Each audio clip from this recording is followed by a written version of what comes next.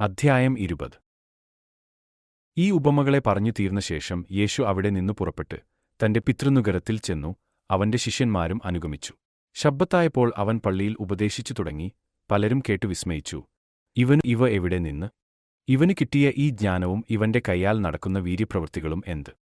ഇവൻ മറിയുടെ മകനും യാക്കോബ്, യോസെ, യൂദാ, ശിമോൻ എന്നിവരുടെ സഹോദരനുമായ തച്ചനല്ലയോ? ഇവന്റെ സഹോദരികളും ഇവിടെ നമ്മോട് കൂടെ ഇല്ലയോ എന്നു പറഞ്ഞ് അവങ്കൽ ഇടറിപ്പോയി. യേശു അവരോട്, ഒരു പ്രവാചകൻ തന്റെ പിതൃനഗരത്തിലും ചാർച്ചക്കാരുടെ ഇടയിലും സ്വന്തഭവനത്തിലും അല്ലാതെ ബഹുമാനമില്ലാത്തവൻ അല്ല എന്നു പറഞ്ഞു. ഏതാനും ചില രോഗികളുടെ മേൽ കൈവച്ചു സൗഖ്യം വരുത്തിയത് അല്ലാതെ അവിടെ വീര്യപ്രവൃത്തി ഒന്നും ചെയ്യുവാൻ കഴിഞ്ഞില്ല. അവരുടെ അവിശ്വാസം ഹേതുവായി അവൻ ആശ്ചര്യപ്പെട്ടു. അവൻ ചുറ്റുമുള്ള ഊരുകളിൽ ഉപദേശിച്ചുകൊണ്ടു സഞ്ചരിച്ചു പോന്നു. എന്നാൽ യേശു തന്റെ ചുറ്റും വളരെ പുരുഷാരത്തെ കണ്ടാറെ അക്കരയ്ക്ക് പോകുവാൻ കൽപ്പിച്ചു. അന്ന് ഒരു ശാസ്ത്രി അവന്റെ അടുക്കൽ വന്നു.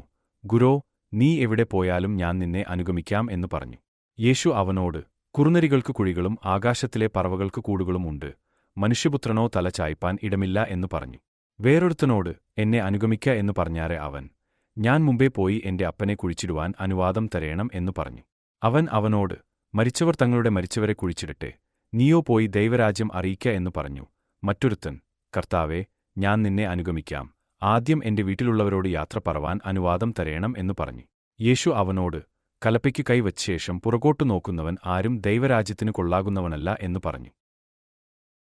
അന്നു സന്ധ്യയായപ്പോൾ, നാം അക്കരയ്ക്ക് പോക എന്ന് അവൻ അവരോട് പറഞ്ഞു. അവൻ ഒരു പടകിൽ കയറിയപ്പോൾ അവന്റെ ശിഷ്യന്മാർ കൂടെ ചെന്നു. അവർ പുരുഷാരത്തെ വിട്ട് താൻ പടകിൽ ഇരുന്നപാടെ അവനെ കൊണ്ടുപോയി. മറ്റു ചെറുപടകുകളും കൂടെ ഉണ്ടായിരുന്നു. അപ്പോൾ വലിയ ചുഴലിക്കാറ്റുണ്ടായി. പടകിൽ തിര തള്ളിക്കേറുക കൊണ്ട് അത് മുങ്ങുമാറായി. അവൻ അമരത്തു തലയണ വച്ച് ഉറങ്ങുകയായിരുന്നു. പടകിൽ വെള്ളം നിറഞ്ഞിട്ട് അവർ പ്രാണഭയത്തിലായി അടുക്കൽ ചെന്നു. നാഥാ, നാഥാ, ഞങ്ങൾ നശിച്ചുപോകുന്നു എന്നു പറഞ്ഞ് അവനെ ഉണർത്തി. അവൻ എഴുന്നേറ്റ് കാറ്റിനെയും വെള്ളത്തിന്റെ കോപത്തെയും ശാസിച്ചു. അവ അമർന്നു ശാന്തത ഉണ്ടായി. പിന്നെ അവൻ അവരോട്, നിങ്ങൾ ഇങ്ങനെ ഭീരുക്കൾ ആകുവാൻ എന്ത്? നിങ്ങൾക്ക് ഇപ്പോഴും വിശ്വാസം ഇല്ലയോ എന്നു പറഞ്ഞു. അവരോ ഭയപ്പെട്ടു, ഇവൻ ആർ? അവൻ കാറ്റിനോടും വെള്ളത്തോടും കൽപ്പിക്കുകയും അവ അനുസരിക്കുകയും ചെയ്യുന്നു എന്നു തമ്മിൽ പറഞ്ഞ് ആശ്ചര്യപ്പെട്ടു. അവർ ഗലീലയ്ക്കു നേരെയുള്ള ഗെർസേന്യ ദേശത്ത് അണഞ്ഞു. അവൻ കരയ്ക്ക് ഇറങ്ങിയപ്പോൾ ബഹുകാലമായി ഭൂതങ്ങൾ ബാധിച്ചൊരു മനുഷ്യൻ പട്ടണത്തിൽ നിന്ന് വന്ന് എതിർപ്പെട്ടു. അവൻ ബഹുകാലമായി വസ്ത്രം ധരിക്കാതെയും വീട്ടിൽ പാർക്കാതെയും ശവക്കല്ലറകളിൽ അത്രേ ആയിരുന്നു. പലപ്പോഴും അവനെ വിലങ്ങും ചങ്ങലയും കൊണ്ടു ബന്ധിച്ചിട്ടും അവൻ ചങ്ങല വലിച്ചു പൊട്ടിച്ചും വിലങ്ങ് ഉരുമ്മി ഒടിച്ചും കളഞ്ഞു. ആർക്കും അവനെ അടക്കുവാൻ കഴിഞ്ഞില്ല.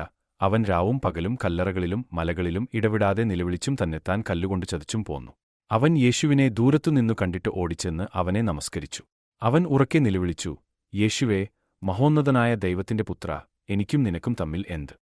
ദൈവത്താണ്, എന്നെ ദണ്ഡിപ്പിക്കരുതേ എന്ന് അപേക്ഷിക്കുന്നു എന്നു പറഞ്ഞു. അശുദ്ധാത്മാവേ, ഈ മനുഷ്യനെ വിട്ടുപുറപ്പെട്ടു പോക എന്ന് യേശു കൽപ്പിച്ചിരുന്നു. നിന്റെ പേരെന്ത് എന്ന് അവനോട് ചോദിച്ചതിന്, എന്റെ പേർ ലെഗ്യോൻ, ഞങ്ങൾ പലർ ആകുന്നു എന്ന് അവൻ ഉത്തരം പറഞ്ഞു.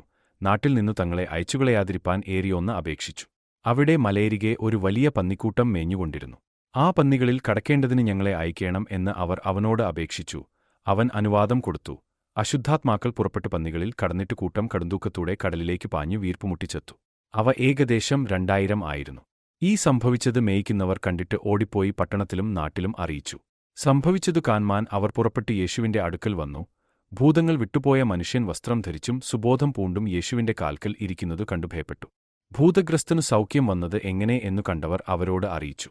ഗെർസേന്യദേശത്തിലെ ജനസമൂഹം എല്ലാം ഭയപരവശരായി തങ്ങളെ വിട്ടുപോകേണം എന്ന് അവനോട് അപേക്ഷിച്ചു.